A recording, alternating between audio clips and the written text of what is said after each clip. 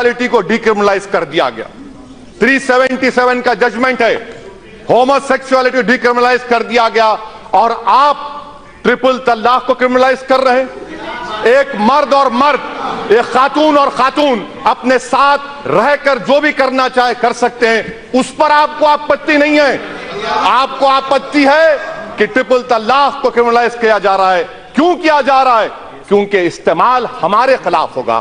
دوسری بات madam speaker صاحبہ, ایڈلٹری کا قانون, اس سرکار نے خواتین پر لیڈیز پر ایڈلٹری کا قانون لاگو کرنے کی سپریم کورٹ کو کہا. سپریم کورٹ نے اس کو ڈیکرمنلائز کر دیا گیا, اور آپ ایڈلٹری کو سپریم کورٹ نے ڈیکرمنلائز کر دیا گیا, آپ کو خاموش بیٹھے رہے, مگر ٹرپل طلاق کا معاملہ کرمنلائز کر رہے ہیں.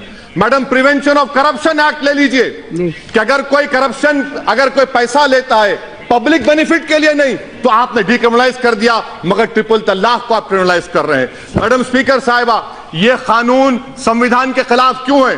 آپ نے صحیح کہا اس چیئر پر سے بیٹھ کر کہ یہ پرتھا ہندوؤں میں نہیں ہے, مسلمانوں میں. مگر میڈم سپیکر, میں بڑی عزت کے ساتھ آپ کے سامنے عرض کرنا چاہوں گا کہ ہمارے ملک میں, وطن عزیز میں, ڈیورس کے قانون میں اگر کسی ہندو کا ڈیورس ہوتا ہے 1 سال کی سزا کیوں ہے اس کو, اور مسلمان کو 3 سال کیوں ملے گی؟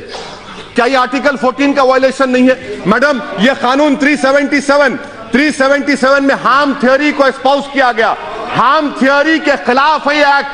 اور میڈم میں آپ کے ذریعے سے بتانا چاہ رہا ہوں کہ ہمارے منتری صاحب نے بڑے پرجوش طریقے سے کہا کہ سپریم کورٹ نے انکانسٹیٹیوشنل قرار دیا.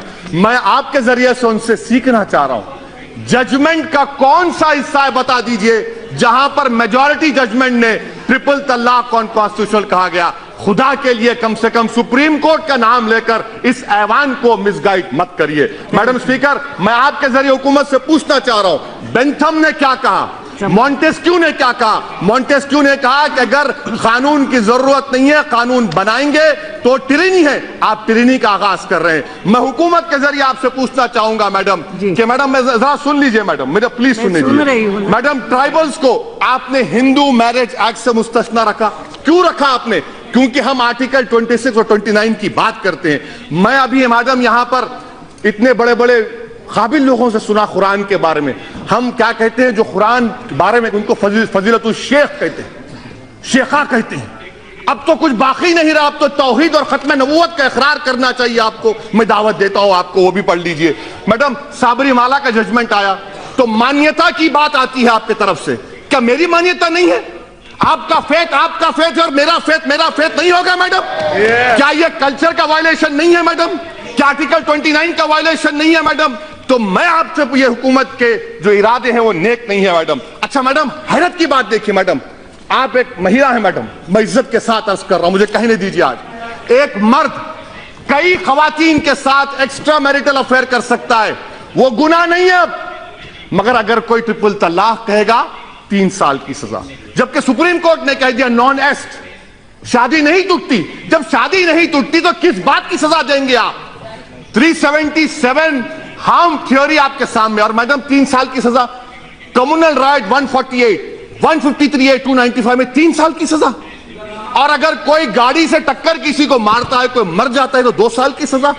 ارے بینتھم اور مونٹیسکیو کو پڑھ لیجئے, کوئی نیشنل لا سکول کے 4th ایئر کے اسٹوڈنٹ کو بٹھائیے, وہ آپ کو گیان دے دے گا.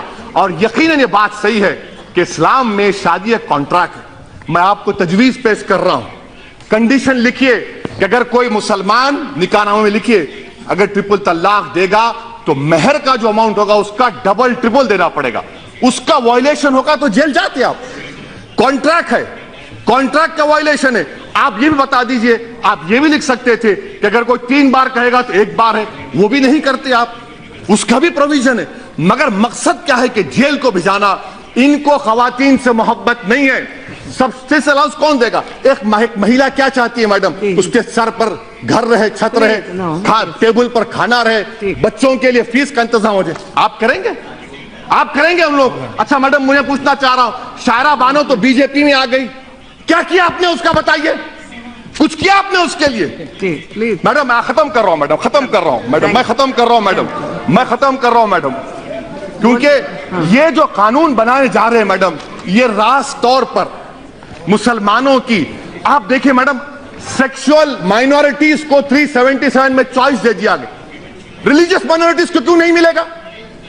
हिंदुस्तान के कॉन्स्टिट्यूशन में चॉइस जूरिस्प्रूडेंस है, मुझे नहीं मिलेगा। आपका कानून रिलीजन के खिलाफ है, आप प्लुरैलिटी को खत्म करना चाहते हैं, इससे साफ जाहिर हो गया आप मुस्लिम खवातीन के इंसाफ के लिए नहीं, बल्कि आपका निशाना उस वक्त साबित हो गया जब सुप्रीम कोर्ट में उस वक्त के अटॉर्नी जनरल ने खड़े होकर कहा कि हर कानून को मिटा दो। शाहनवाज हमारे मुख्तार साहब, शिया का जो सेगा का कानून है वो भी खत्म हो जाएगा, ख्याल रखिए। और आखिर में मैडम, पूरे मुल्क में मी टू मूवमेंट हुआ, मी टू मूवमेंट, खवातीन ने निकला।